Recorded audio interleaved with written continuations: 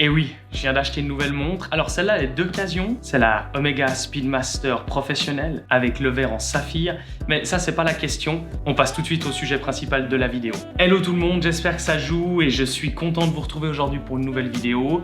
Et aujourd'hui, l'objectif passe un petit peu suite à vos nombreuses questions qu'on a, mon frère et moi, sur les réseaux sociaux, notamment Instagram, beaucoup. Là, on va se concentrer sur les modèles d'occasion, sur l'achat d'une montre d'occasion. C'est légitime, à un moment donné, quand on est collectionneur ou collectionneuse, on cherche forcément à ajouter une montre à sa collection. Et ça peut arriver de se poser la question, tiens, cette montre-là, j'ai envie de me la trouver d'occasion. Ça peut être par exemple tout simplement l'envie de l'acheter un peu moins cher pour les modèles bien sûr qui ne cotent pas une fois l'achat fait. Ça peut être aussi l'envie d'avoir un modèle plus ancien. Et ça c'est hyper important quand on rentre dans du pré-vintage ou du vintage. À un moment donné, on n'a pas le choix, il faudra acheter de l'occasion. C'est pour ça que là, aujourd'hui ensemble, on va aborder ce sujet puis aller voir un petit peu donc quelles sont mes astuces et quelles sont un peu les choses auxquelles vous devez faire vraiment attention quand vous rentrez dans cette idée d'acheter une montre d'occasion. Mon frère et moi ne prétendons pas d'être des experts dans le milieu de l'occasion, il y a des gens qui le font bien mieux que nous, c'est leur métier. Par contre, je vais vous donner des petites astuces, des petites choses auxquelles il faut faire attention et comment moi je procède pour aller acheter une montre d'occasion. Je vais vous prendre un exemple tout bête, qui était la première montre de mon frère, la Breitling Navitimer 1992, donc le modèle 92. Cette montre-là, mon frère la voulait depuis un moment. Il m'a demandé à l'époque de lui trouver ce modèle, qu'on cherche ensemble et qu'on trouve ce modèle. Et du coup, mon premier réflexe, et qui est toujours mon réflexe à l'heure actuelle, et je pense que beaucoup de gens connaissent, je suis allé sur le site internet ou l'application sur mobile, ça c'est à vous de voir. Chrono24, je pense que ça reste la référence. J'imagine que pour beaucoup, ça parle énormément. Alors attention, c'est à prendre avec des pincettes bien entendu, parce que c'est pas un gage de qualité exceptionnelle et que tous les modèles sont bons à prendre. Quand mon frère m'a parlé de cette Breitling Navitimer, je me suis rendu sur Chrono24. J'ai noté la référence du modèle et ensuite j'ai cherché, j'ai fouillé un petit peu. Il cherchait une montre justement assez proche de sa date de sortie. Donc ce que j'ai fait, c'est que j'ai sélectionné les modèles de 92, 93, 94, 95, 96 par exemple. Et du coup, ça m'a sorti une liste qui est en l'occurrence pas énorme. Là où va venir mon premier conseil, c'est aller voir la montre en personne. Donc c'est là où ce que j'ai fait, moi de mon côté, c'est que j'ai mis l'emplacement. Donc j'ai mis la Suisse et je mets aussi souvent la France parce que en train ou en voiture, on peut s'y rendre et ça fait pas forcément toujours très loin suivant où ça peut être. Et ensuite que j'ai fait ça, je vais mettre par ordre de prix pour avoir une idée du premier modèle qui va sortir à quel prix au modèle le plus cher qui sera en bas de la liste. Ensuite, ça m'a sorti toute une listing de prix. Étant donné que j'ai un petit peu l'habitude de regarder ces modèles, je vais regarder un petit peu les conditions. Je sais que mon frère n'était pas forcément à ce moment-là extrêmement exigeant quant au fait d'avoir la boîte et les papiers. Pour lui, c'était pas forcément un argument de base. Par contre, ce qu'il voulait, c'est que la montre soit en très bon état. Ce que je veux vous conseiller, c'est que moi, ce que j'aime bien faire, c'est d'aller la voir. C'est hyper important.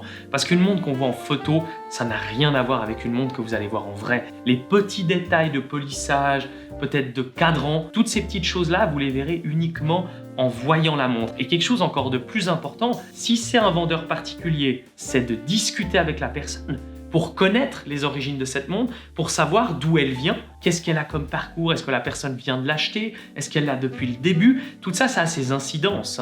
Et là vient mon deuxième conseil, si vous n'êtes pas connaisseur des montres en général et surtout d'occasion, c'est d'aller vers des revendeurs. C'est vrai que si vous allez vous orienter vers des revendeurs officiels et connus qui ont pignon sur rue, je vous garantis que c'est une garantie de satisfaction. Discutez avec la personne, elle vous conseillera, elle vous aiguillera, elle vous dira ce qui joue pas. Les bons vendeurs sont réputés justement pour leur transparence. Ils vont vous expliquer ce modèle-là, on lui les aiguilles changées à son service qu'elle a été fait chez Breitling en 2005.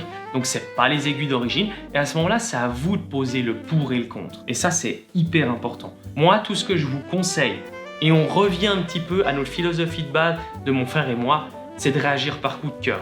Être conscient surtout de ce qu'on achète. Ça, c'est le plus important. Être conscient de ce qu'on achète, on l'achète à un prix qui est raisonnable en fonction de ce qu'on a. Donc c'est pour ça que je vous dis, renseignez-vous. La meilleure chose, c'est d'écouter cette vidéo déjà, merci en tout cas de le faire. D'aller vous renseigner sur les réseaux sociaux, sur les forums, d'aller discuter avec des grands revendeurs qui ont pignon sur rue. C'est eux qui vont pouvoir vous aiguiller aussi. Allez voir sur Chrono24, passez-y du temps. Je vous garantis, ça me fait rire parce que le nombre d'heures que j'ai passé sur cette plateforme, c'est complètement astronomique. Bidouillez un peu avec ça, renseignez-vous un maximum.